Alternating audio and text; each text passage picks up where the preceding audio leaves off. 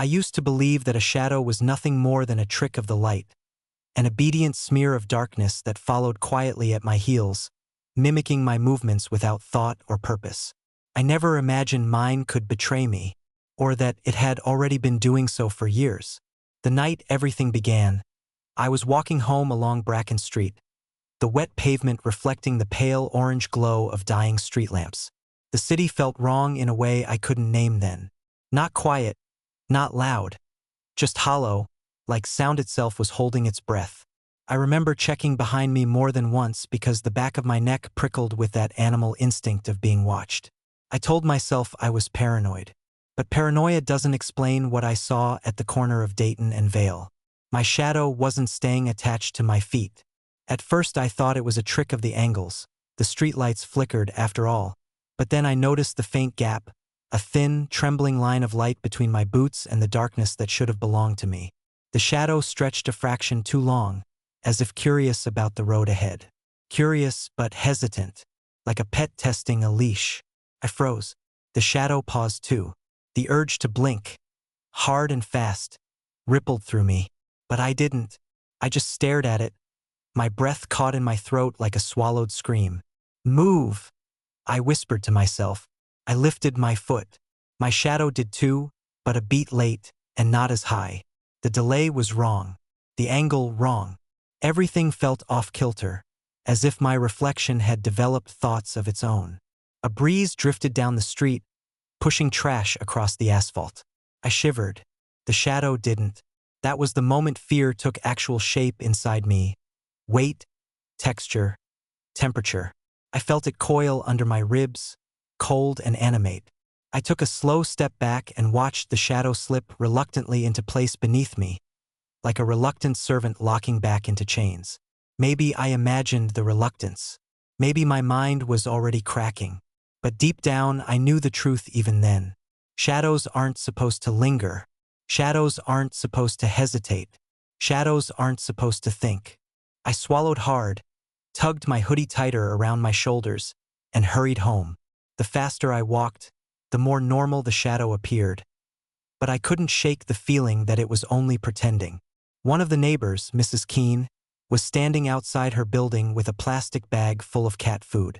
She raised a hand to wave. My mouth opened to greet her, but she let her arm drop, her expression slicing from friendly to horrified in an instant. Her eyes weren't on me. They were on my feet, or rather, beneath them. "You should get inside," she said in a voice that sounded scraped hollow. Quickly, I frowned. "Are you okay? You look..." "Inside," she hissed. "Don't make it angry." My blood turned to ice. Make what angry? But she was already backing away, muttering a prayer under her breath, clutching the plastic bag to her chest like a shield. Her rusted door screeched shut behind her, leaving me alone in the dim-lit hallway with her words clawing at the back of my mind. Don't make it angry. Had she seen what I saw? I didn't know whether the shaking in my hands came from fear or cold or both, but I shoved the key into my apartment door and locked it behind me the moment I stepped inside. The lamps flickered once, as if reacting to my arrival, before settling into their usual soft hum. For a long moment, I leaned my forehead against the door, breathing hard. The room felt too still, too watchful. I forced myself to look down. My shadow pooled neatly on the floor. Normal, harmless, perfectly still. But when I moved just a fraction, there was again that half-second delay. Barely noticeable unless you were searching for it. But I was searching for it now. I turned on every light in the apartment. Lamps, overhead fixtures, the harsh white bathroom bulb that made the tiles glow like hospital floors. My shadow thinned, stretched, softened, but it remained. And it watched me. I felt ridiculous at first, pacing back and forth to test whether it would break rhythm again. Sometimes it didn't. Sometimes it did. The rules were inconsistent, as if it were learning, experimenting, or testing the limits of its confinement. Eventually, exhaustion wrapped around me like a wet blanket, heavy and suffocating. I dropped onto the couch, turning on the TV even though I wasn't watching it. I needed the noise, anything to drown out the sound of my own breathing. I must have dozed off without meaning to, When I opened my eyes, the room was pitch black. The power had gone out, and my shadow was gone. The scream that clawed up my throat never made it out. I sat upright, choking on pure terror. It was impossible to see anything. No moonlight, no streetlight glow leaking through the curtains. Just absolute darkness, thick as ink. I fumbled for my phone, but my fingers were trembling too hard. It slipped from my hands, clattering, to the floor. And then I heard it. Not footsteps, not breathing, movement. A soft, velvety scraping, like fabric sliding over walls, coming from somewhere in the room. Something brushed lightly across my leg. I jerked backwards, heart hammering against my ribs so violently it hurt. My voice finally broke through the terror, raw and desperate. "Who's there?" A whisper responded. Not from the air, from everywhere. Not words, not quite sound. The closest thing I can describe is the feeling of a shadow clearing its throat. The darkness shifted, thickened, and then, slowly, my missing silhouette unfurled upward from the floor like spilled ink reversing its fall. It gathered itself into the rough outline of a human figure, taller than me, thinner, warped and trembling like smoke trapped in a human mold. It didn't have eyes, but I felt it look at me. Its edges shivered. Then it bowed. A deep, unsettling bow, graceful in a way shadows should never be. And it whispered again, more recognizable this time. "Not yet." Then it dissolved, falling back into place at my feet as the lights abruptly flickered on. I stood there, shaking, staring down at it, the perfect, obedient patch of darkness, pretending to be normal again, pretending nothing had happened. But I knew, something in my shadow had awakened, and it was no longer mine. I didn't sleep the rest of the night. I sat on the couch, staring at every movement it made, or didn't make, until the pale wash of dawn trickled through the curtains. By morning, I had convinced myself of one thing. If shadows could detach, if shadows could think, if shadows could speak, then surely mine wasn't the only one. And maybe, just maybe, the others were no longer returning either. The morning light didn't comfort me the way it used to. Usually it washed everything clean, scraped the night away, made the apartment feel less haunted. But that day, the sun only made the truth more visible. My shadow trailed behind me like a loyal dog, perfectly shaped, perfectly aligned, perfectly false. I stared at it as I made coffee with a trembling hand. The smell of burnt grounds filled the kitchen, but I barely noticed. Every few seconds it delayed, a fraction of a heartbeat, the smallest breath of rebellion. It was pretending again. I couldn't sit still. My legs were restless, my fingers twitching. The apartment, my safe place, felt like a cage, and I was locked in with something I didn't understand. Around 8, someone knocked on the door. 3 quick taps, paused, then 2 slower ones. A strange rhythm, familiar in a distant way, like a childhood rhyme I couldn't place. My heartbeat stumbled. I didn't move right away. I waited. The knocking pattern repeated. 3 taps, pause, 2 taps. I finally forced myself to the door and looked through the peephole. Mrs. Keene stood outside. Her hair was unbrushed, her eyes swollen and red. She held nothing this time, not cat food, not her usual woven grocery bag. She looked emptied. I opened the door halfway. Before I could say anything, she whispered, "Did it come back?" I froze. She glanced at the floor by my feet. My shadow lay flat and calm. I saw her shoulders sag with something like relief. "Good," she said hoarsely. "Good. That means you still have time." "What are you talking about?" My voice cracked around the edges. "Did you know this would happen?" She pressed her lips together. "Come?" "I can't explain here." She turned and began walking toward her apartment, expecting me to follow. I hesitated, glancing down at the shadow. It didn't move, but that meant nothing anymore. I stepped into the hallway. For a moment, nothing happened. Then, a half-second later, my shadow followed. That delay again. My skin prickled, but I pushed on. Inside her apartment, all the blinds were taped shut with thick cardboard sheets. The air smelled of stale tea and lavender, the kind people use to calm nerves. except it clearly wasn't working for her anymore. Her living room floor was covered with chalk drawings, circles, symbols, lines intersecting and splitting like fractured spiderwebs. Some of the chalk was smudged, as if dragged by something unwilling to stay contained. "You should stand there," she said, pointing to the biggest circle. Her voice trembled. "It keeps them quieter." "Mrs. Keene," I swallowed hard. "Are you saying shadows detach at night? That they live separate lives? That they—" "Of course they do." She said it like I'd asked if water was wet. "They always have. Did you think a piece of darkness just follows you out of loyalty?"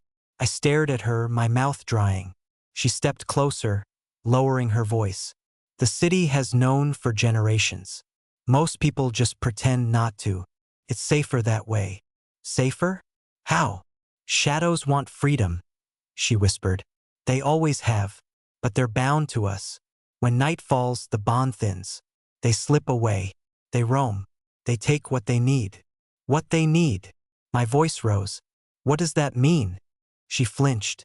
"Quiet, please. If it hears you talk about it." My stomach nodded. "Just tell me. What do they need?" Her eyes flicked to the thin, flickering outline at my feet. "They need pieces of us," she said. "Emotion, memory, fragments of our lives. They feed on what we shed while we dream. Our fears, our regrets, our desires. It's how they survive." I felt cold spread through my chest. "And now? Why didn't mine return last night?" She looked at me with a sorrow that made my bones ache. "Sometimes," she whispered, "a shadow grows tired of being a reflection, of being small, of being owned. Sometimes they decide not to come back." My pulse spiked. "And then what?" "Then dawn tries to drag them back by force." She swallowed. "If they resist too hard, the person is left hollow. Memoryless. Empty. A shell." My knees nearly buckled. "But mine came back." "Yes, but not by dawn." Her voice cracked. "It returned on its own." She stepped closer, gripping my wrist with surprising strength. "Shadows don't come back on their own unless they want something. Unless they're planning something." A chill rippled through me so sharply I almost gasped. I didn't want to ask. I already knew. But the words slipped out anyway. "What is mine planning?" She stared at my shadow for a long moment. "It bowed to you," she said quietly. I inhaled sharply. "How did you—" "I've seen it before," she whispered. "A bonded one." "A what?" "A shadow that awakens," she said. "A shadow that becomes self-aware. Not like the roaming ones who only live at night. Something far older, far hungrier. A shadow that decides to unchain itself without breaking the bond." "Meaning?" "Meaning it still needs you," she said. "But not as a host." Her breath shook. "As a partner." My mouth went dry. I stepped back. "That's insane." She didn't argue. She didn't raise her voice. She just looked at me with that hollow, terrified gaze. "Why do you think I recognized it?" she whispered. I stared at her, my chest tightening. "Because it happened to me," she said. "Years ago." Behind me, the lights flickered. Mrs. Keene's eyes widened. "No, no, you have to stay inside the circle." Before she could finish, the cardboard covering her windows trembled, rippling as if something pressed against it from the outside. Something weightless but strong. The lights went out. Her hands grabbed my arms in the dark. "Listen to me. You must not let it—" Her voice cut off. Not silenced. Swallowed. Something warm splashed across my shoulder. I froze. My lungs seized. The light flickered back. And Mrs. Keene was gone. All that remained was her shadow, lying flat on the floor behind where she'd stood. Untethered. Ownerless. Shivering like a dying flame. My breath came in ragged gasps. My mind tried to make sense of it, but nothing fit. Then, slowly, very slowly, my shadow stretched toward it. Not in imitation. Not in fear. In hunger. I stumbled back so fast I tripped over the chalk lines, falling onto my hands. Pain shot up my wrists, but I didn't dare look away. My shadow extended like a living limb, thinning and darkening, reaching across the chalk and carpet fibers. The other shadow recoiled but couldn't move far. Untethered shadows were weak in daylight. "Stop!" I whispered. "Stop, stop." It didn't. It reached the edge of the other shadow and touched. A sound filled the air like a sigh released from the throat of something ancient. The instant the two shapes connected, Mrs. Keene's shadow twitched violently once, then collapsed flat and silent. Drained. Consumed. My shadow thickened. Darkened. Its edges sharpened like the teeth of a creature that had just eaten. And then, as if nothing had happened, it slid back beneath me. Perfect. Obedient. Normal.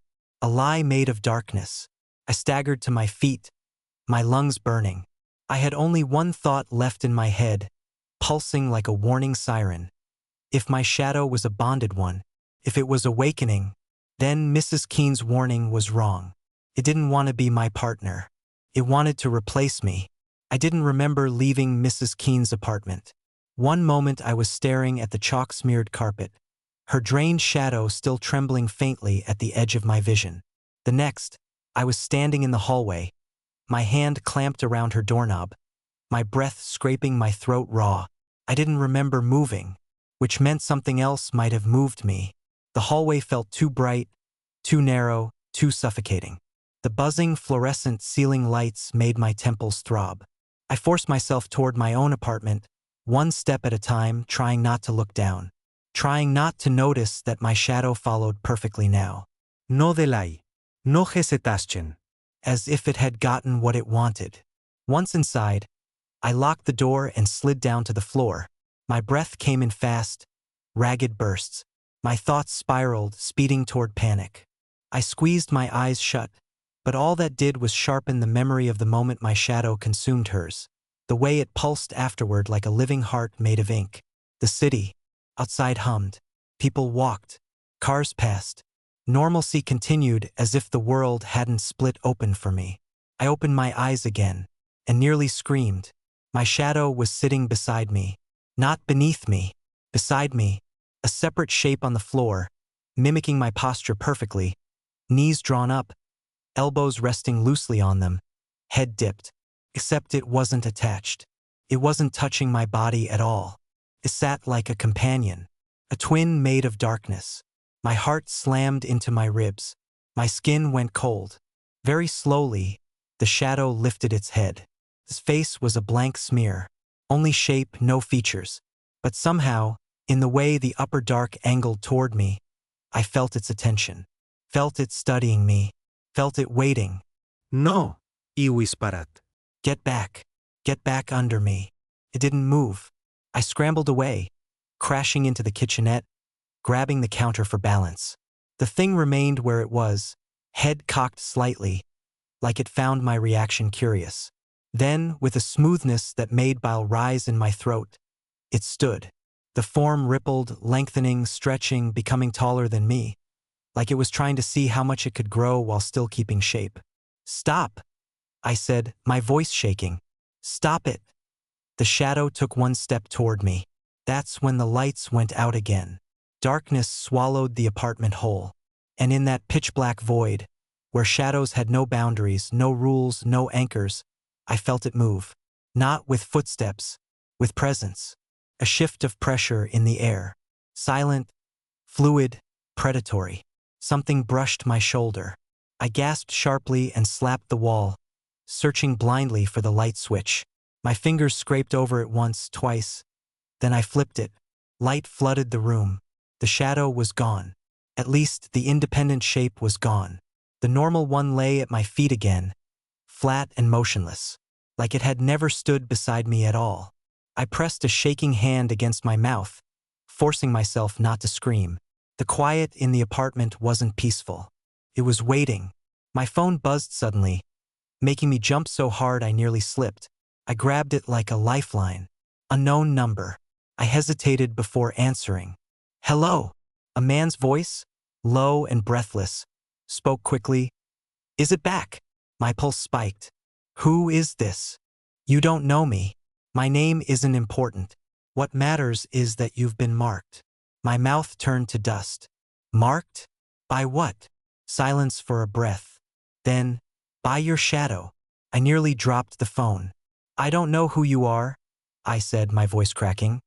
But you'd better explain exactly what the hell. You don't have time for explanations, he said. Listen carefully. Dawn and dusk are the only stable moments. The boundaries tighten, the tether strengthens. That's when you have to restrain it before it decides to. The line went dead. No click. No static.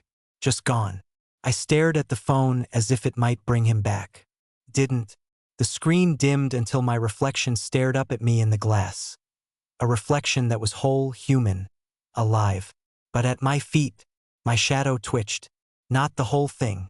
Just one tiny ripple at the edge. Subtle. Hungry. Dusk would come in hours. And something told me my shadow wouldn't wait until then to make its next move. I grabbed my keys. I didn't know where to go. I didn't know who the caller was. I didn't know how to restrain a living darkness that could unspool itself from my feet whenever it wanted. But I knew one thing. Staying alone with it was a death sentence. I left the apartment. The hallway felt colder. Every light hummed too loud, flickering faintly, as if responding to something unseen. I kept my eyes fixed ahead, refusing to glance downward, refusing to acknowledge the dark shape gliding beneath me. As I reached the stairwell door, a voice whispered behind me. Leaving. I froze. The voice wasn't human. It didn't come from the air. Came from the floor. From my shadow. My blood iced. Don't go, it said softly, coaxing, almost gentle. I came back for you. I ran. I shoved into the stairwell and took the stairs 2 at a time. My breath tore through my lungs, my heart slamming hard enough to bruise. I didn't look back. Not even when I reached the alley outside and felt the sun hit my skin like a warning. As long as it was daylight, it couldn't detach fully. That's what I told myself. That's what I needed to believe. I walked fast, not daring to slow down. People passed by, laughing, talking, living oblivious lives, and I wondered how many of them had shadows whispering secrets at night. How many had already lost theirs? How many walked as hollow shells now? I didn't stop until I reached the busier part of town, the open marketplace where the noise was constant and overwhelming. Noise felt safe. Noise drowned things out. I stood there, breathing hard, surrounded by the sounds of vendors shouting, engines revving, children laughing. I almost felt normal again, until I noticed something. Everyone's shadows were moving slightly out of sync. A woman reached for, "You can replace this text with any text you wish. You can either write in this text box or paste your own text here. Try different languages and voices. Change the speed and the pitch of the voice. You can even tweak the SSML, speech synthesis markup language, to control how the different sections of the text sound. Click on SSML above to give it a try. Enjoy using text-to-speech. Dawn, take their places, take their lives. Most people never notice the difference." The thought punched the air out of my lungs. "Then how do you know I'm not talking to one right now?" I asked. He hesitated, then said, "Because shadows don't breathe." A tremor ran through me. "And because shadows can't resist echoing," he added. "They mimic speech patterns, tone, rhythm. Yours doesn't. You're still human." For now, he didn't say it, but I felt it anyway. "What do you want me to do?" I asked. "You need to get somewhere safe before dusk," he said. "If a bonded shadow decides to detach fully during night hours, if it's already feeding, there's only one outcome." I closed my eyes, feeling the dizziness spiral upward inside me. "Where do I go?" "I'll send you an address. Don't show anyone. Don't tell anyone. And don't—" His voice cracked suddenly, and for the first time I heard fear in him. "Don't let it speak to you again." I opened my mouth to respond, but in the corner of my eye, something shifted. A shadow stretched across the floor of the underpass. Not mine. Long, slender, moving too smoothly to belong to the man walking above. The stranger's voice on the phone sharpened instantly. "Where are you right now?" "Underpass," I whispered. "Near Bracken Market." "Get out of there," he breathed. "Right now. You're in a crossing." "A what?" "A crossing," he repeated, desperation cracking his voice. A place where shadows gather when they're preparing to detach in groups. You can't stay there. Go! I turned to run, but something blocked the exit. A figure stood at the mouth of the underpass. Tall, still, wrong. It took my brain a full 2 seconds to realize what I was seeing. The figure had a body, but no shadow. None. Not on the wall. Not on the ground. Nothing. My heart lurched, a sharp, painful twist. That's not a person, the man whispered through the phone, hearing my silence. Do not let it touch you. The shadowless figure tilted its head. Then its body twitched, like a puppet pulled by invisible strings, and it began walking toward me. I stumbled back, gripping the phone so hard the plastic groaned. It's coming closer. Run, the man said. Now. The figure stepped into the dim light spilling through the slats of the bridge. And its face, God, its face was almost human. Almost. The skin didn't move right. The features were placed slightly wrong, as if something had learned how to build a face but didn't quite understand how everything fit together. His eyes were too wide. The smile was too tight. A mimic, a shadow wearing stolen skin. I backed away until my spine hit the wall. Panic clawed up my throat. The figure reached out with a hand that trembled like loose paper caught in a draft. And it whispered, in a voice that sounded eerily like Mrs. Keene's, "Help me." Tears blurred my vision. "Don't listen," the man on the phone said sharply. "It's baiting you. Run." I did. I bolted toward the opposite exit, my feet slipping on damp concrete. I didn't look back. I could hear the thing's footsteps, unnatural, uneven, slapping the ground like wet fabric. As I burst into sunlight, my shadow snapped into place beneath me. But something was wrong. It felt heavier, like it was gripping me from below. When I broke into the light, the warmth of the sun should have felt like salvation. It should have burned away the horror of the underpass, steadied my pulse, steadied my thoughts. But instead I felt it. A weight, a pull, as if my shadow had wrapped invisible hands around my ankles and sunk its grip deep into the pavement, anchoring itself to me with a force I didn't understand. I stumbled, nearly falling. It wasn't holding me back. It was holding me in place, as if it wanted me to stop running. "No," I whispered, panic blooming sharp in my chest. "Not now. Not here." I tried to move. My legs obeyed, but the shadow beneath me thickened, spreading like spilled tar, sliding forward by a fraction of an inch before snapping sharply back under my feet. A warning, a leash being tested, or tightened. Behind me, under the bridge, something scraped along the concrete, the unnatural footstep of the mimic. My heart kicked painfully against my ribs. I forced myself forward. One step, then another. The weight of my shadow followed, reluctant, annoyed, its edges shivering like a living thing trying, failing, to stay contained. The phone buzzed in my trembling hand. I lifted it to my ear. "Where are you?" the man asked. His tone was more urgent now. Frantic. "I made it out," I gasped. "But it's heavier, stronger, like it's trying to keep me somewhere." "That's the first stage," he said. "It grows more independent after feeding. The bond is shifting. You need to get to the safe house before dusk." "Where are you now?" "Near the river path," I said, glancing at the line of cracked pavement running along the water. "Good. Stay in the sunlight. Do not go near tall buildings, narrow alleys, or anything that casts deep shadow. You don't want overlapping silhouettes, not right now." I swallowed. "Why not?" "Because if your shadow touches another long enough, it can slip away. Trade places, borrow space." A pause. "And yours has already shown signs of dominance." I stared down at it. Dense, darker than any shadow should be under full sun. Too defined. "Is there anything I can do to weaken it?" I asked. "For now." A deep exhale. "Keep moving." So I did. I walked the river path, staying in the sun's bright reach, my eyes flicking constantly between my feet and the spaces around me.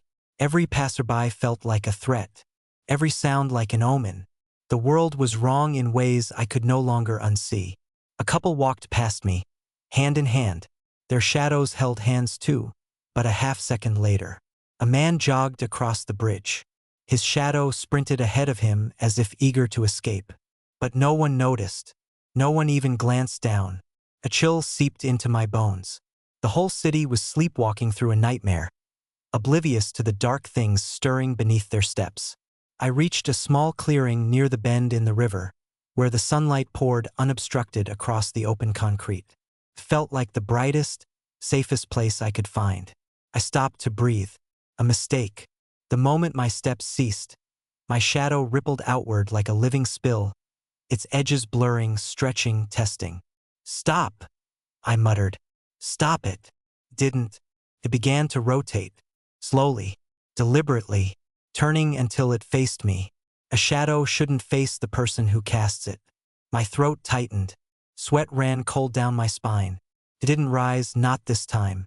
It didn't detach fully. But it looked up at me, or the closest thing a darkness could do to look.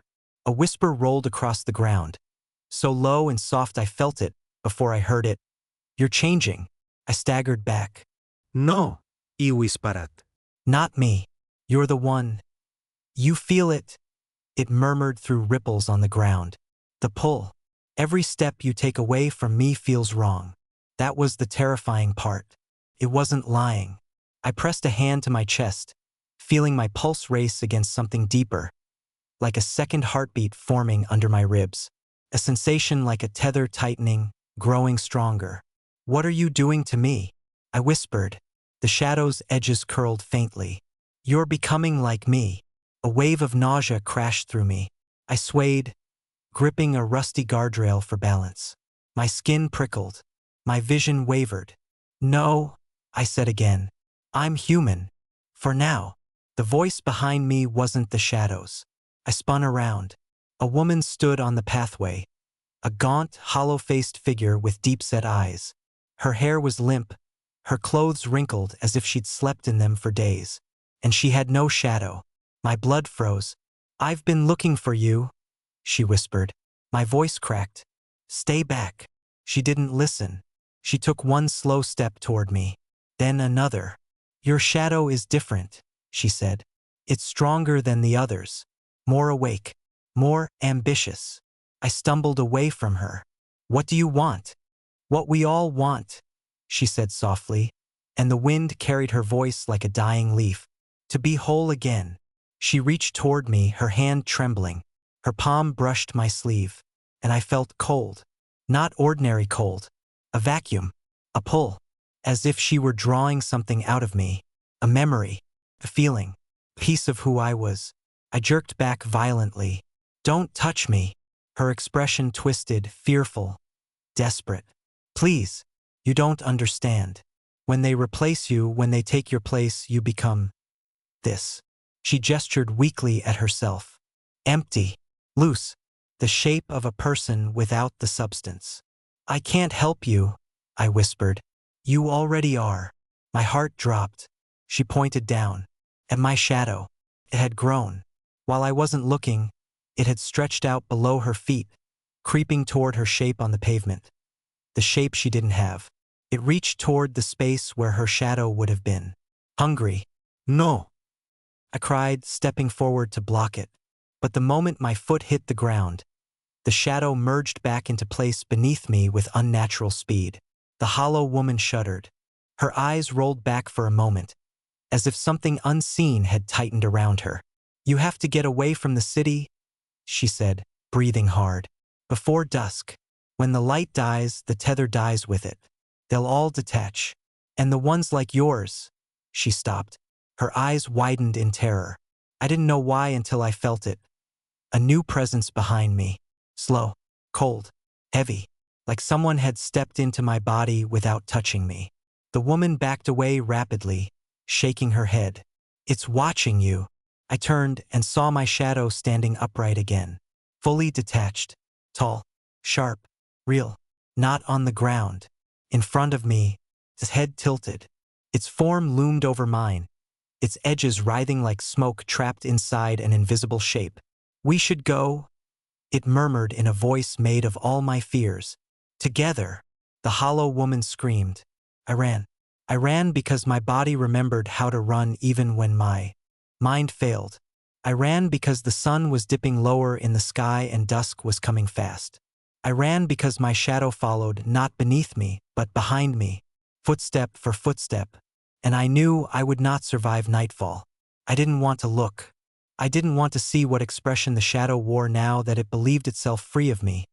But some instinct, morbid and irresistible, dragged my gaze upward. Its face was my face, but elongated, sharpened, warped by the grain of the wall it clung to. A smear of my cheekbone, an exaggerated hollow where my eye should have been. Its mouth curved in a way mine never had. And it was smiling. The thin, knowing smile. My skin pulled tight over my ribs. I forced my voice out through a throat that no longer wanted to cooperate. What do you want from me? My shadow didn't answer. Of course it didn't. They never did. At least not with words.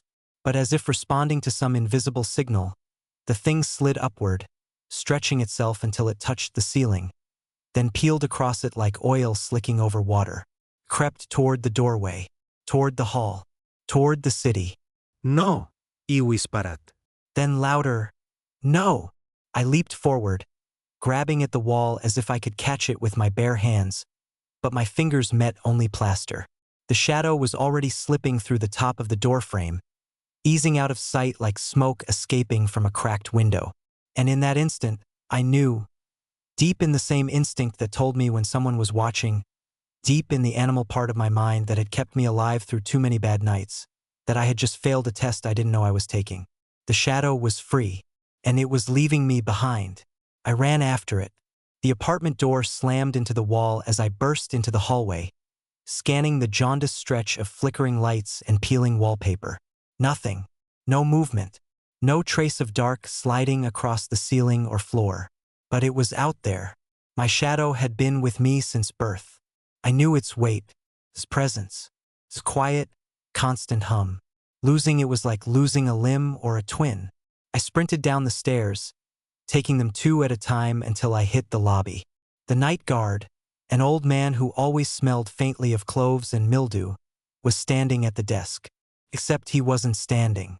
He was slumped forward over a stack of newspapers, head tilted at an impossible angle, neck twisted sharply to the left.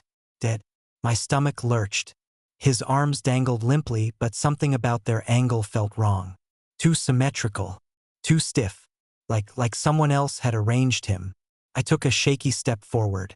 Then another. And that was when I saw it. His shadow wasn't underneath him. It was standing. Not lying flat in a pool of darkness, but standing, stretched tall against the far wall of the lobby. Its head bowed slightly in mock sympathy as if observing the corpse. My breath shattered. As I stared, the shadow slowly turned its head toward me. A sound escaped me. Not quite a gasp, not quite a cry.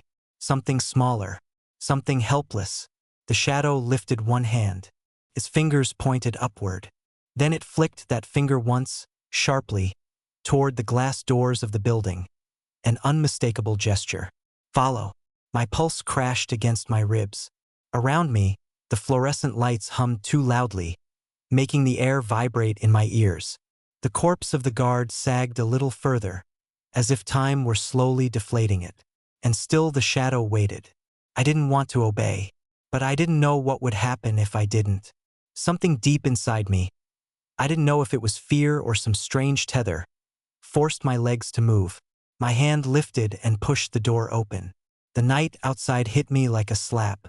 Cold, damp, heavy in a way it shouldn't have been. But the city was worse, because everywhere I looked, shadows were missing. Not all of them, not yet, but dozens, maybe hundreds. There were silhouettes of empty darkness clinging to walls, railings, windows, chimneys, or drifting along the pavement like spilled ink flowing uphill. Detached, alive, watching, the city of borrowed shadows. That was what people had whispered for generations. A superstition, a warning told to children to keep them inside after dusk. Everyone said it with a hint of irony, a joke, an exaggeration. But now the joke was gone. The shadows were real, and they had decided the night belonged to them. A cold wind slid between my ribs like a knife. I scanned the street, looking for mine, the familiar cut and shape of it, but they were all moving now, drifting and crawling and coiling along surfaces with deliberate purpose. Some stretched impossibly long. Others condensed into small pools before darting across the ground. For a moment, I felt like prey on an open plain. Then I heard a faint tap. I turned. My shadow was waiting beside a lamppost, its form warped slightly by the thin metal. It lifted its hand again and made the same gesture. Follow. But this time, its hand curled inward, slowly, deliberately, a beckoning gesture. Command. Every instinct in me screamed to run in the opposite direction. But the hollow behind my heels, where my shadow should have been hugging the pavement, felt unbearably exposed. As if the world could see right through me. As if something essential had been peeled away. I took one hesitant step forward.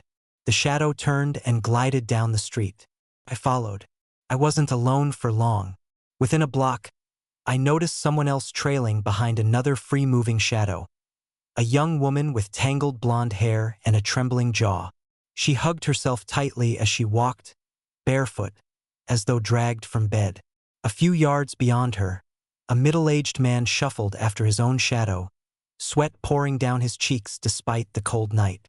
Across the street, a boy no older than 10 followed another shadow that kept flickering in and out of sight like a strobe. All of us pulled forward. All of us chained to something that no longer needed us. My breath fogged in front of me, each exhale shorter than the last. I tried to speak, to call to one of them, but the words stuck to my tongue like tar. Fear, or maybe something stronger, kept me silent. Block after block, the city twisted around us. Empty cars with doors left open, streetlights flickering like dying candles, shop windows reflecting our small, slow parade of human shapes chasing the darkness that had abandoned us. Then, gradually, the shadows converged, like they were all being pulled to the same place. And when I finally realized where they were leading us, my throat closed completely, because ahead, rising in the distance like a jagged tooth of black stone, was the oldest building in the city. One that locals only ever spoke of in warnings or jokes. The Archive, a place that predated the city itself. A place rumored to hold all the stories of those who vanished.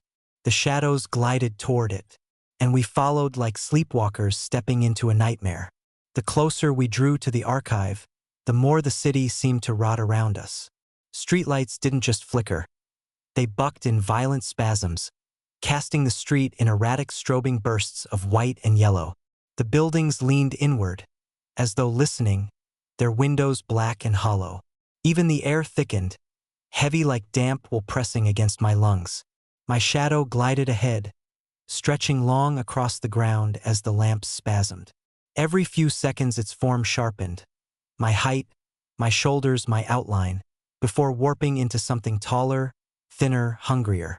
I forced myself not to look directly at it. The others walked in uneven lines, each shadow pulling its owner toward the same impossible destination. Some of the people were crying silently. Others stared blankly, eyes wide and empty. We were not a group.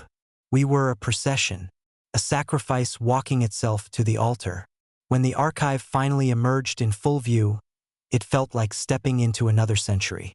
The structure rose nearly 12 stories high, built from dark stone blocks too large for any modern construction equipment.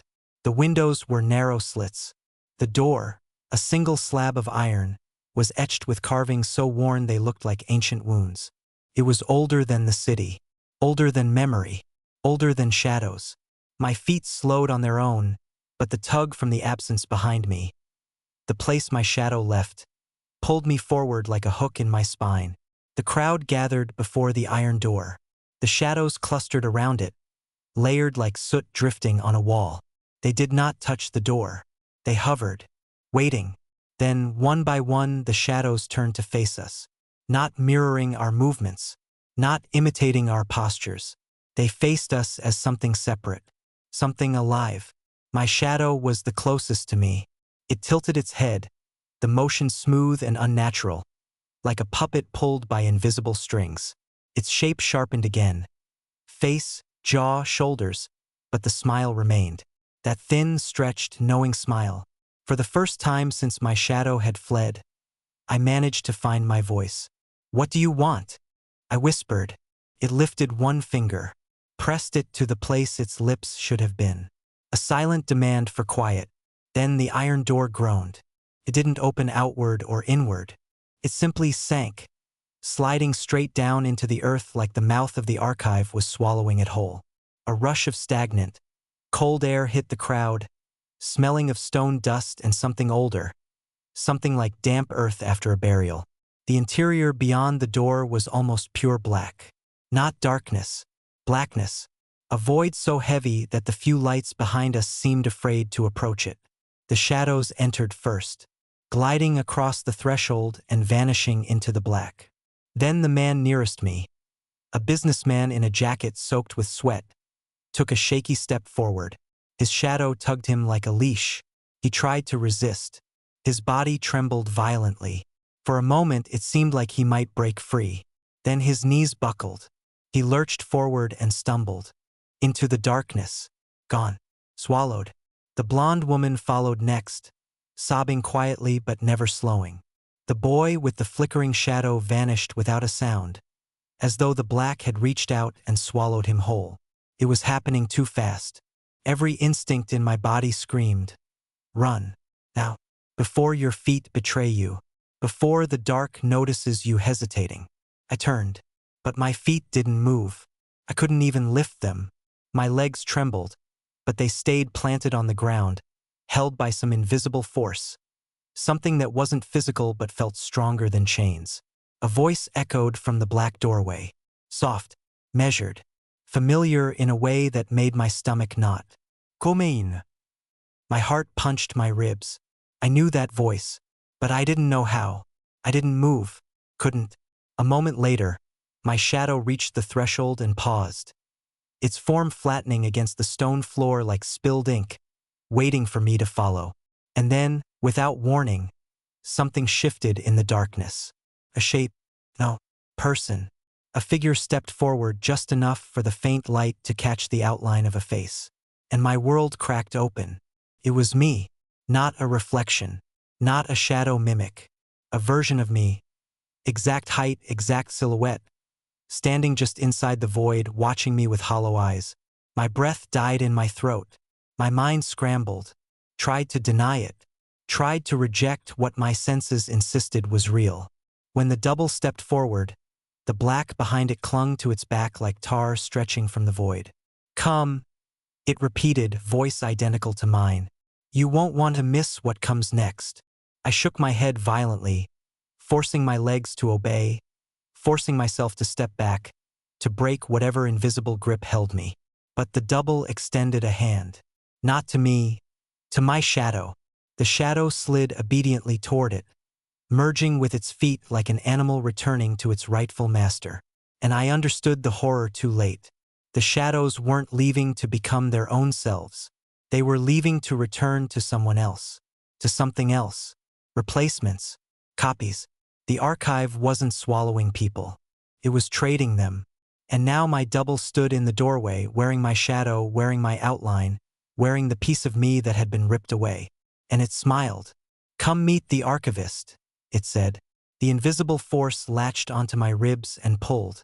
This time my legs moved, forward, against my will, into the black, into the archive, into the place where shadows went to become real. The darkness inside the archive wasn't like any darkness I had known before. It wasn't absence of light. It was presence.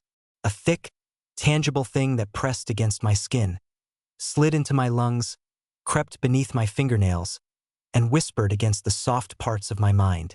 My footsteps made no sound, not because I was walking softly, but because the dark ate the sound before it could exist. I reached out blindly, searching for a wall, for anything solid, but my fingers touched nothing. No air, no space, no resistance. The darkness had swallowed everything except the ground under my feet. My double walked ahead of me, its form barely visible, outlined only by the faintest silver shimmer along its edges. My shadow clung to its feet, no, to its heels. as if chained. A quiet panic crawled up my throat. "What are you?" I whispered. My double didn't answer right away. I didn't think it would answer at all, until it tilted its head slightly and said, "Closer." The word didn't echo.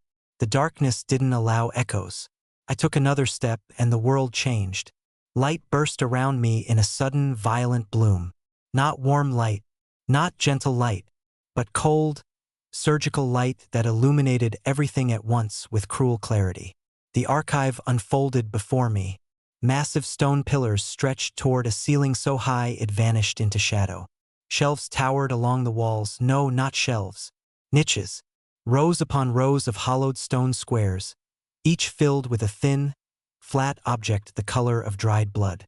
Tablets, thousands of them, tens of thousands, each carved with markings like clawed writing. A strange hum filled the air, a low vibration that seemed to thrum in my teeth. My double stepped aside, letting me see the vast chamber more clearly. And that was when I saw the others. Not the people who walked in before me. Their shadows. Hundreds of them clinging to their new hosts, duplicates, doubles, mirror versions of the original humans. Each double stood rigid, faces empty except for the slight smile etched across their lips. The shadows blended with their bodies seamlessly, slipping into their silhouettes like new skin. The original humans were nowhere in sight. I swallowed hard, throat clicking. "What did you do to them?" I asked, my voice small, foreign even to me. My double smiled wider. "Nothing yet." A shiver tore down my spine. Then a sound pierced the silence. A slow, measured scraping, like stone being carved with a dull blade. Every double turned. My double bowed its head. And from the far end of the archive, illuminated by a circle of pale light, something old moved. The archivist. First, I thought it was a person, or something shaped like a person. But as it came closer, its form wavered, shifting from one silhouette to another. Man, woman, child, elder. Cycling through shapes like someone flipping through pages too quickly to read. His body was made of shadow, but its eyes were not. Its eyes were two thin rings of amber, glowing like embers trapped in ice. When it spoke, the walls of the archive seemed to tremble. "You have come," the archivist said, "not to me, but to all of us." Its voice was many voices woven into one, layered and discordant. At last. Couldn't breathe. The archivist glided forward, its feet never touching the ground, its form trailing black mist that dissolved before it reached the floor. It stopped inches from me. The temperature around me plummeted. "You were slower than the others," it murmured. My blood froze. Its amber eyes pierced into me, not looking at my face, but at the hollow behind me where my shadow used to be. "You are incomplete," it said. I forced myself to speak. "Give it back." The archivist tilted its head. "No," my heart staggered. "You don't need it," it continued. "But we do." The archivist reached out its hand. Its fingers were long, made of shifting darkness, tapering into thin, pointed ends. I tried to step back. Couldn't. Invisible pressure wrapped around my limbs, holding me in place. "You brought us your image," it whispered. "Now we will give you our truth." His hand pressed against my chest. Cold, colder than anything I had ever known, shot through me. Not a temperature, but an absence of warmth. An absence of self. A memory tore loose, not a memory I recognized. A city underground, made of black stone and deeper night. People whispering to their reflections. Shadows that moved before their owners. A ritual carved into walls long before ink existed. Pact. A bargain. Terrible mistake. The archivist's voice dragged me back. "We were born of humans," it said. "Shaped by your fears, your footsteps, your outlines on the ground. But you imprisoned us. Forced us to mimic you.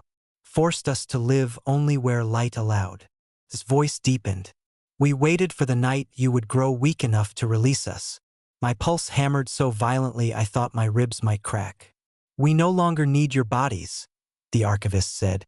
"We have your shapes." I choked out, "Then what do you want with us?" The archivist leaned close. Its shifting face stretched into a smile too wide, too many teeth, too many shapes at once. We will keep your stories. Behind it, the nearest stone tablet began to glow. A scream echoed from somewhere deep within the archive. A human scream. The archivist lifted one hand toward the shelves. Shadows must remember, it whispered. And humans? Its eyes blazed brighter. Must be forgotten. The tablets vibrated. The doubles stepped forward as one. And the darkness around me tightened like a closing fist. Before I could react, the entire chamber shuddered. The stone beneath my feet pulsed. Once, twice, like a heartbeat deep within the earth. Dust drifted from the towering shelves. The frozen air trembled. Somewhere far above, something groaned, as if the city itself had noticed what was happening underneath its foundations. The archivist didn't move. Its burning amber eyes stayed fixed on me, unblinking. The doubles, hundreds of them, stood in perfect rows, each one wearing a stolen shadow, each one silent, each one slightly smiling. Their smiles were the worst part. Too calm, too certain, too much like acceptance. The archivist extended its hand again, and the nearest tablet floated from its niche. The stone piece hovered in the air, ancient dust drifting from its edges. Strange symbols pulsed with weak red light along its surface. A single whisper escaped the stone. A name, not mine, someone else's. A young woman's voice, shaking terrified, echoed through the hall. Please, don't let it take me. The tablet glowed brighter. And then the scream that followed was so raw, so piercing, that I staggered back. It came from everywhere at once. From the stone, from the darkness, from the air itself. Just as suddenly it stopped. Silence fell, complete and suffocating. The archivist's shifting form tilted slightly, as though listening to a sound only it could hear. The city remembers her now, it murmured. We store what humanity forgets. My stomach twisted. You're killing them. Killing? The archivist's form rippled, an impression of laughter. No. We preserve. What is a life but a story? What is a person but the shadow they leave behind? Its eyes narrowed. You give us your shape, and we give you eternity. I shook my head violently. I didn't agree to this. The archivist floated closer. You did. You all did. Every night you cast us onto the ground. Every day you ignored us.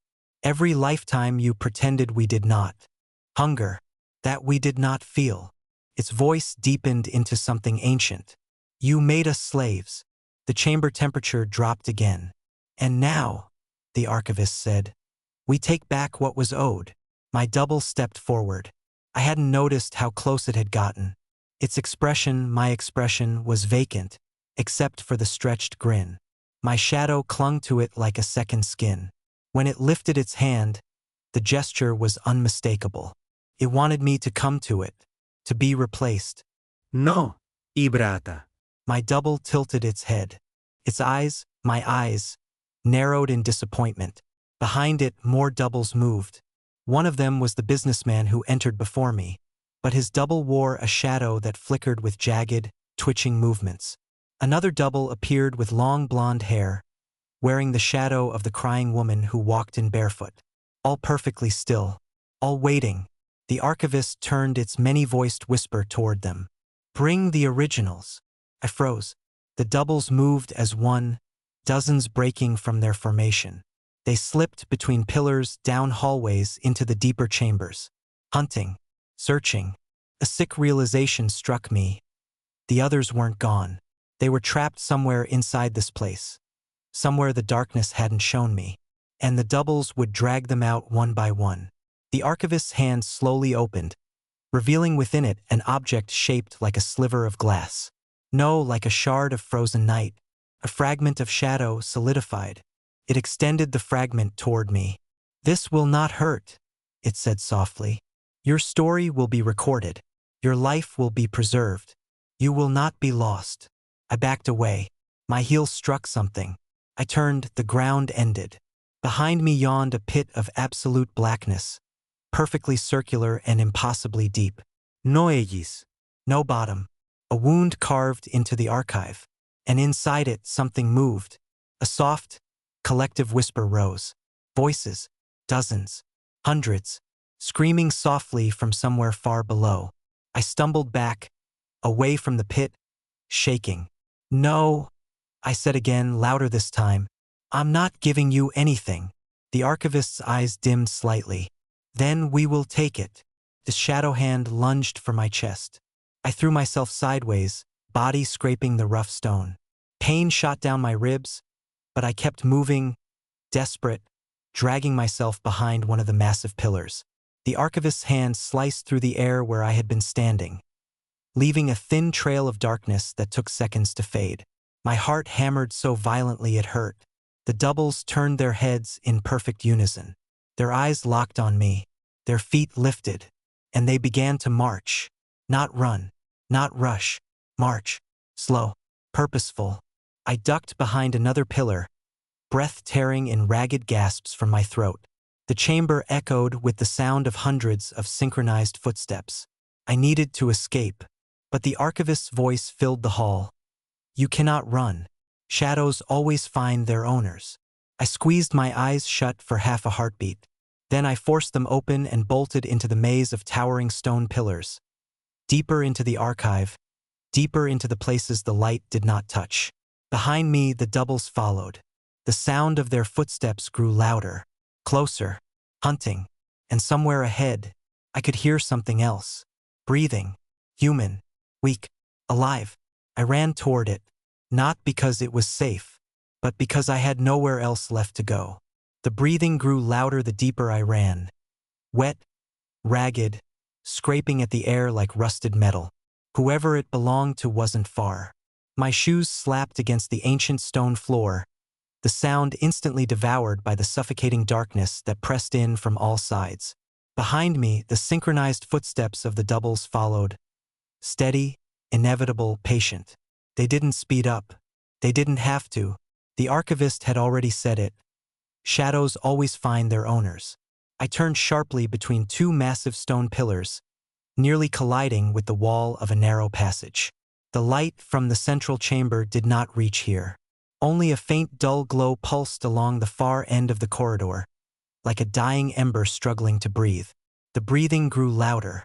I slowed, pressed myself against the rough wall, and inched forward. As my eyes adjusted, shapes emerged from the darkness. Not stone, not shadow, people. At least a dozen of them. They were slumped against the walls and floor like discarded marionettes. Limp, trembling, barely conscious. Some tried to lift their heads as I passed, but they couldn't. Their chests rose and fell in shallow, uneven gasps. Their skin was pale and cold, streaked with something gray and powdery, as if their life was being drained from them. I dropped to my knees beside the nearest figure. A young man, maybe 20, his eyes wide but empty. "Hey," I whispered, shaking his shoulder gently. "Can you hear me? We need to move." His lips parted. The faint rasp slipped out.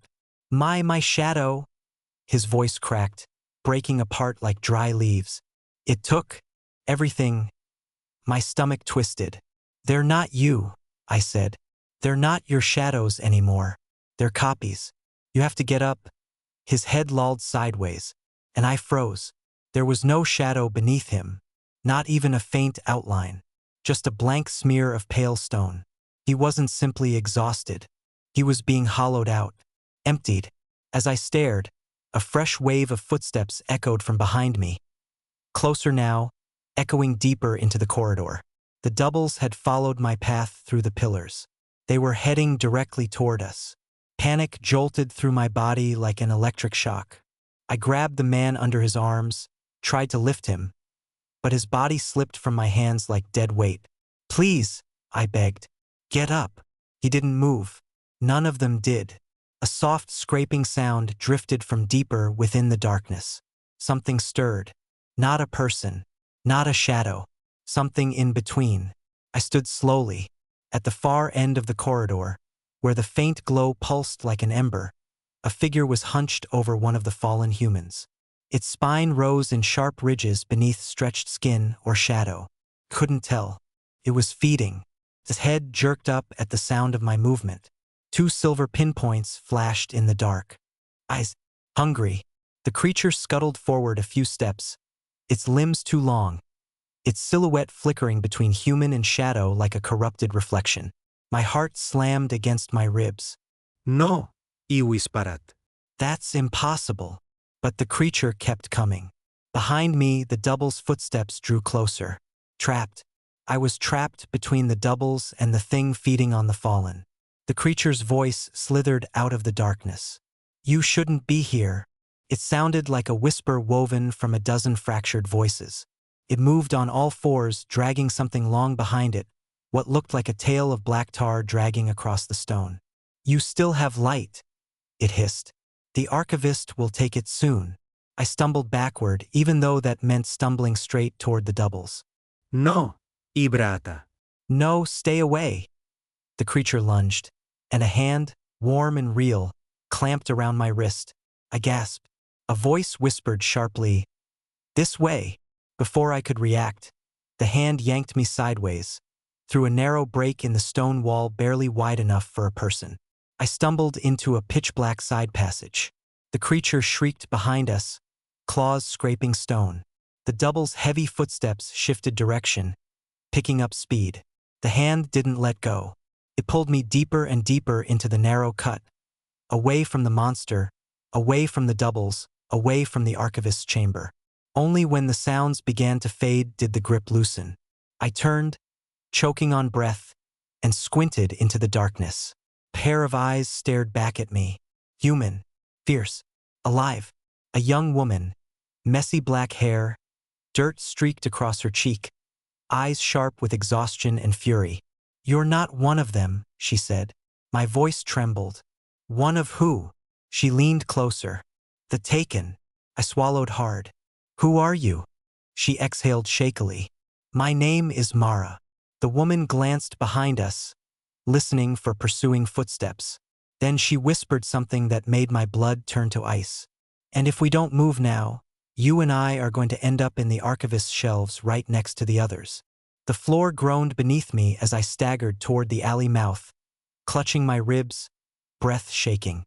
The shadowling's hiss still rang inside my skull, like cold fingers scraping behind my eyes. My own shadow, my real one, the one that had run from me, hovered a few feet away, jittering and flickering like it couldn't decide whether to bolt or collapse. It wasn't looking at me anymore. Its head was tilted toward the street, toward the rows of windows where people slept unaware, toward the quiet shuffle of distant night walkers returning home. "They're calling," it whispered. Its voice, still my voice, but stretched thin, carried a strange echo, as if another version of me spoke half a second behind. "All of them, not just mine. The rest, they're pulling us. It's starting." What's starting? My throat burned. What is happening to the city? My shadow lifted a trembling hand, pointing toward the tallest buildings, the ones almost brushing the night sky like black teeth. "You felt it," it whispered. "The air thinning, the lights dimming, the pulse." I had a low rhythmic shudder, subtle as a second heartbeat buried under concrete. I thought it was adrenaline, or fear, but now I realized the entire city had been trembling all night, like something massive beneath us was waking up. "They want freedom," my shadow said, "but not the way you think." A gust of wind swept through the alley, curling around my ankles like smoke. The lights along the street flickered again, once, twice, then steadied. My shadow flinched. "It's close." I grabbed its wrist. For the first time since it left me, I touched it. Not shadow matter, not some smoke-thin imitation, but something solid enough that I felt bone under skin. "You need to tell me what's happening." It looked at our joined hands in shock, as if surprised I could even hold it. "You're not supposed to touch me," it whispered. "Not unless—" It didn't finish. Instead, its gaze darted upward, toward a window above us where a faint glow blinked in and out. A man stood there, staring blankly into nothing. His eyes were glassy, unfocused. His shadow behind him stretched long and strange, longer than his body, longer than the room should allow. curled up the wall like a living vine. Then it detached.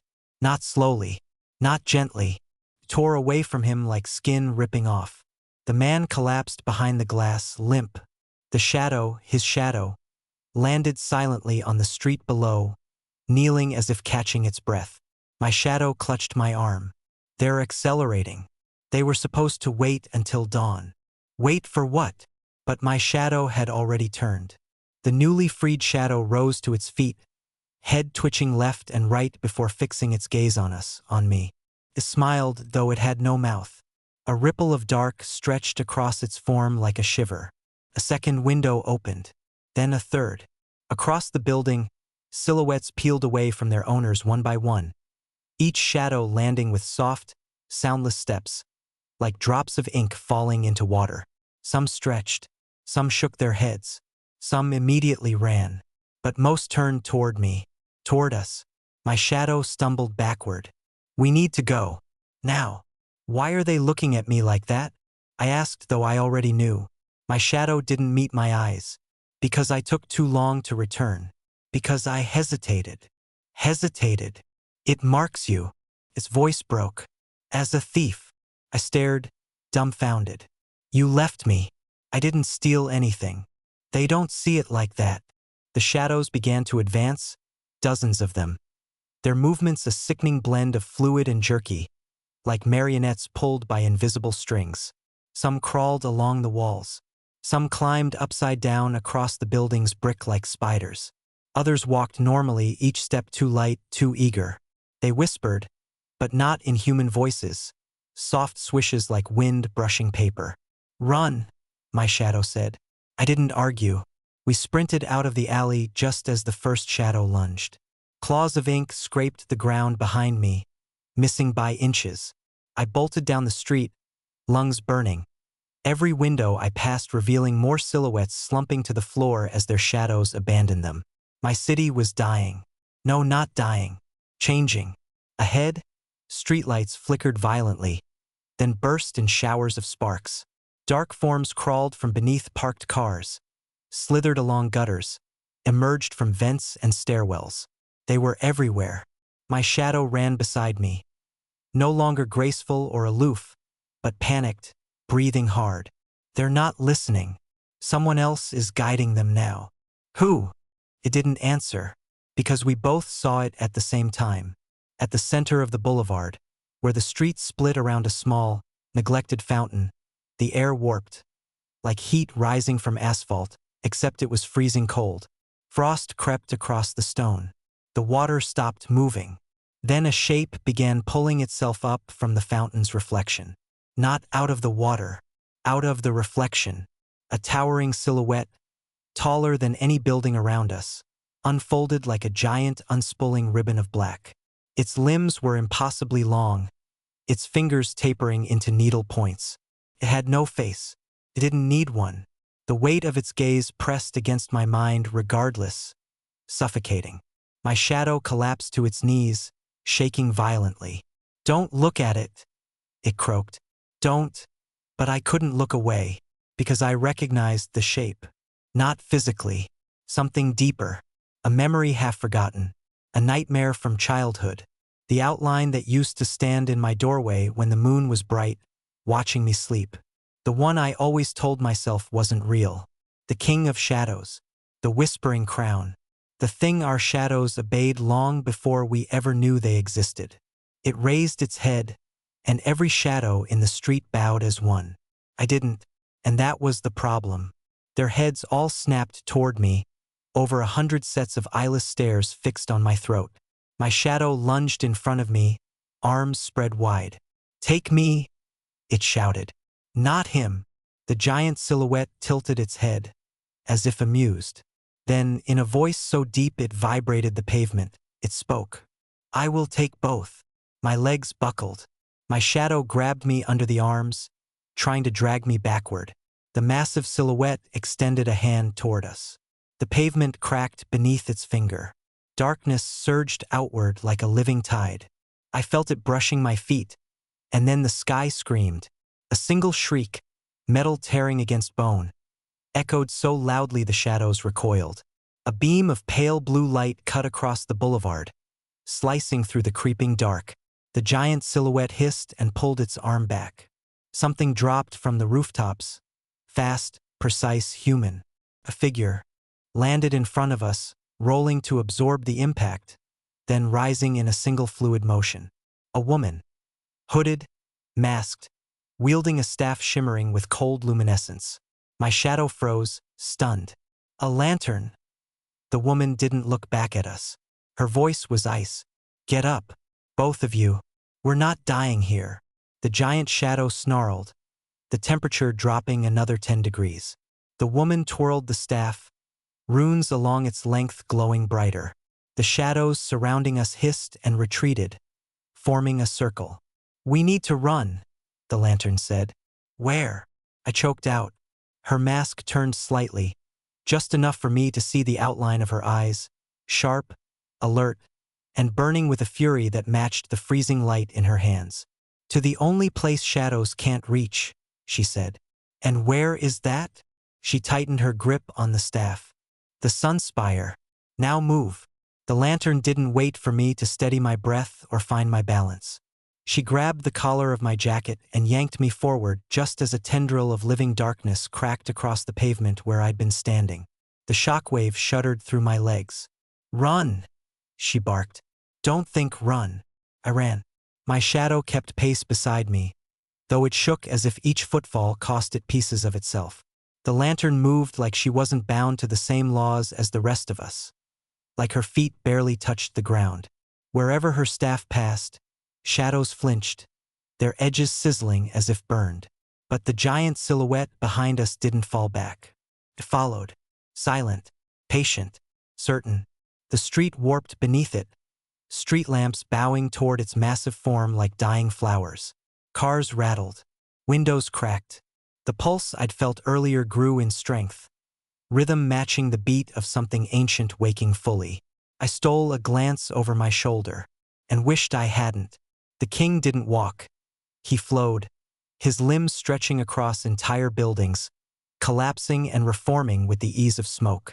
Every few seconds, his towering shape flickered, shifting between forms, sometimes slender, sometimes grotesquely bloated, sometimes little more than a thin, razor-edged spire of black.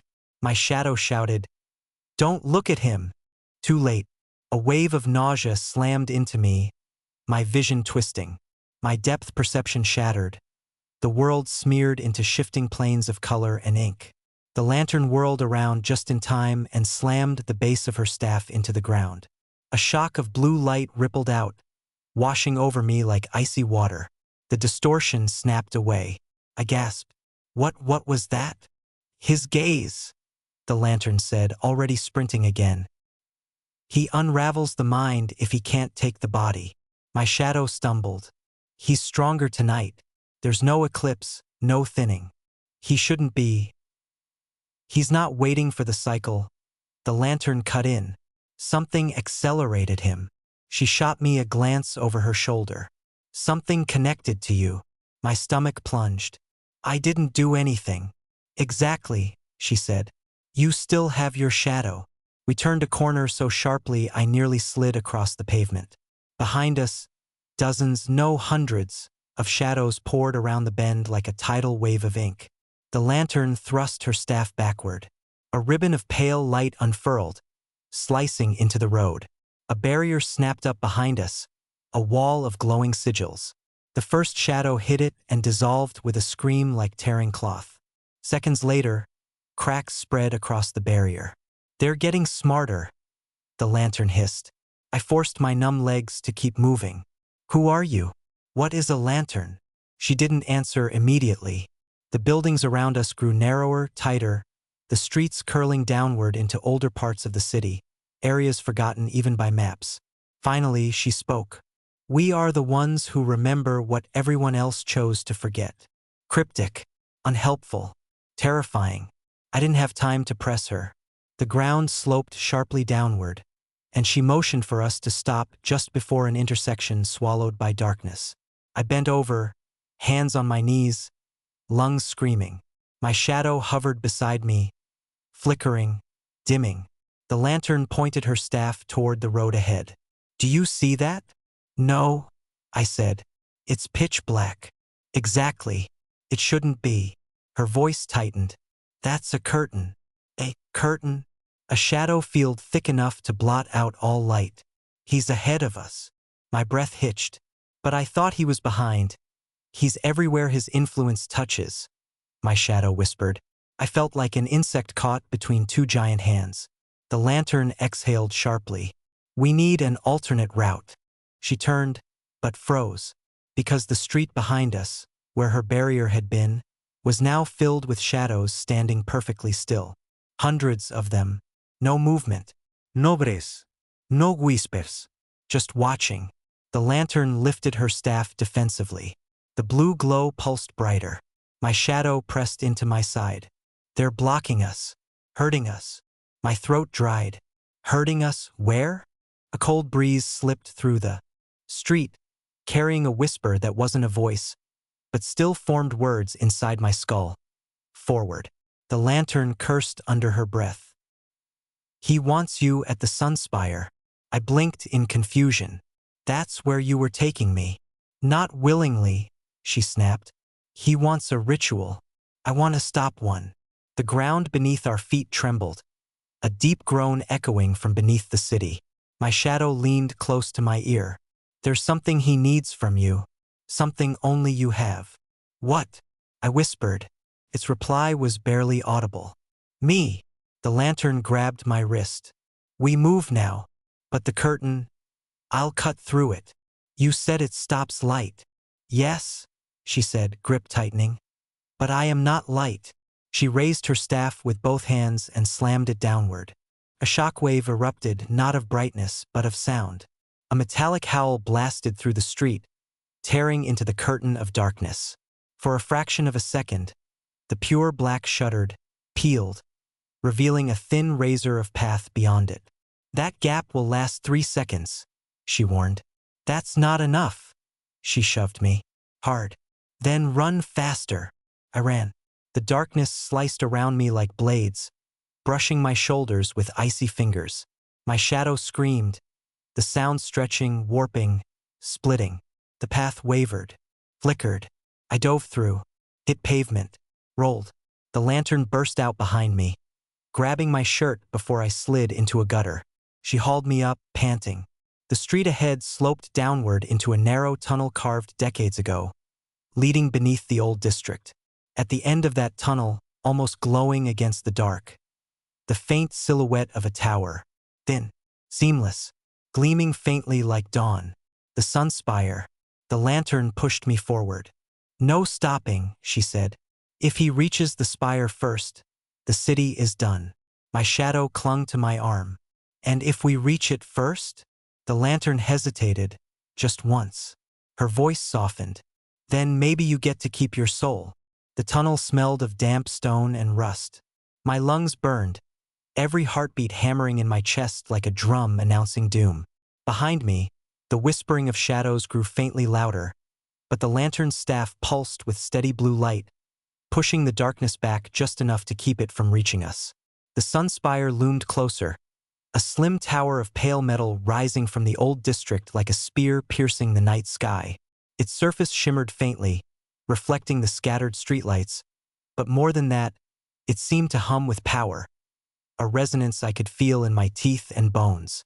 Almost there, the lantern panted, gripping her staff with both hands. The king will not follow us beyond the threshold. Not willingly. Why? I asked, even though fear gripped my voice. Because his power binds to shadows, she said. The Sunspire isn't his domain. It's ours. The city built it before he ever walked the streets. A place shadows cannot dominate. My shadow clung to me, its form flickering weakly. It looked worn, exhausted, the edges ragged like burned paper. I reached down and pressed my hand to it. You held on to me, I whispered. Even now. It tilted its head once, almost imperceptibly, before whispering, always. We emerged from the tunnel onto the narrow base of the tower. The air was cleaner here, cooler, safe at least in comparison. I glanced back. The dark had stopped at the mouth of the tunnel. The king's massive form was a faint ripple against the street's edge, watching, waiting, but unable or unwilling to follow further. The lantern approached the tower's entrance. The metal doors were etched with runes, similar to the ones along her staff. She placed her palm against the cold surface. It shivered. A low hum, almost like a heartbeat, rolled from the door into the ground beneath our feet. "It's locked," I said. "No," she replied. "It's waiting for you." I froze. "For me?" "Your shadow," she said, eyes narrowing. "The bond hasn't broken. You brought it here. You brought him here." I looked down. My shadow quivered, hesitant. Not like it was afraid, but like it didn't want to make the final step. "You can stop this," I whispered. "We don't have to." "Do it," it said. "Now or never." The doors shivered. A pulse ran through the metal like liquid. My shadow floated forward, just in front of me. I followed, heart thundering. As soon as we crossed the threshold, the sunspire seemed to come alive. Light poured from the walls.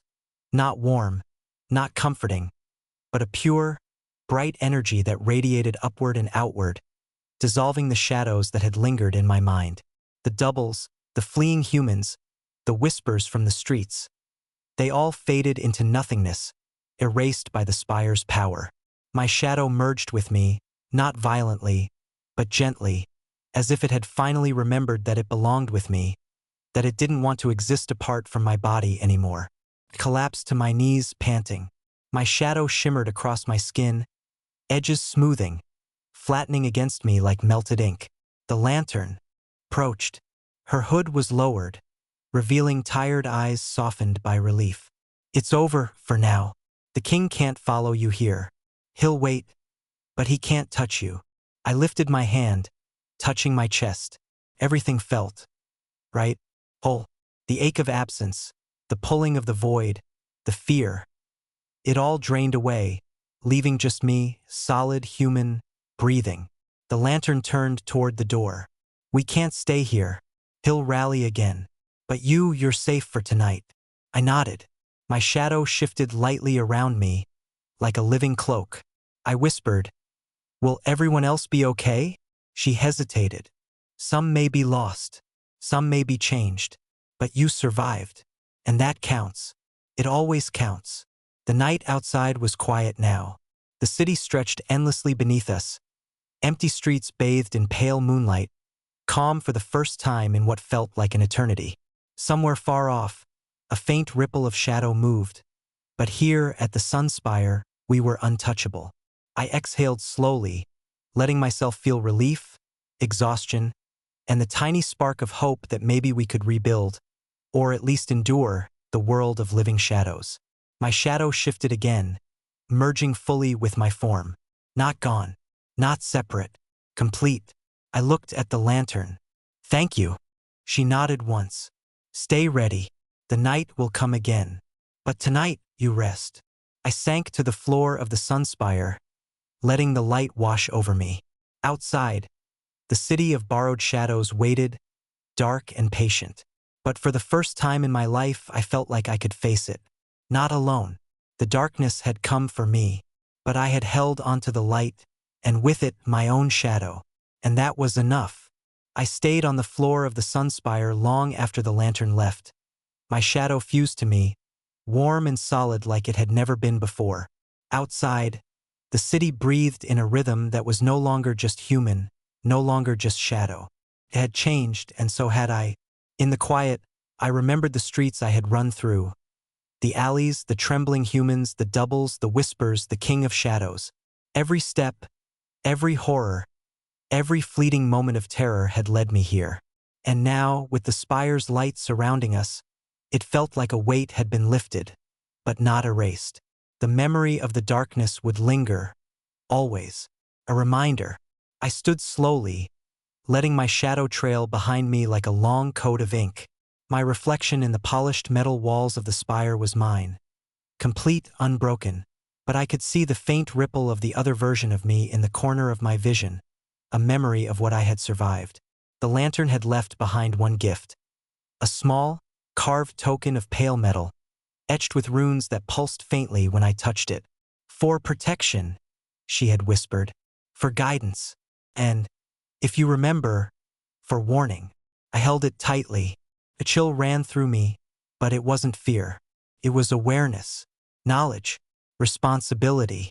The city below seemed still, but I knew better. Shadows would rise again. Doubles would seek their originals. The king waited in the distance, patient, hungry. But for now, tonight, the city's borrowed darkness had been paused. I exhaled, finally letting the tension leave my shoulders. My shadow shifted, curling around my legs, a silent promise. We were together again, whole, and I realized something.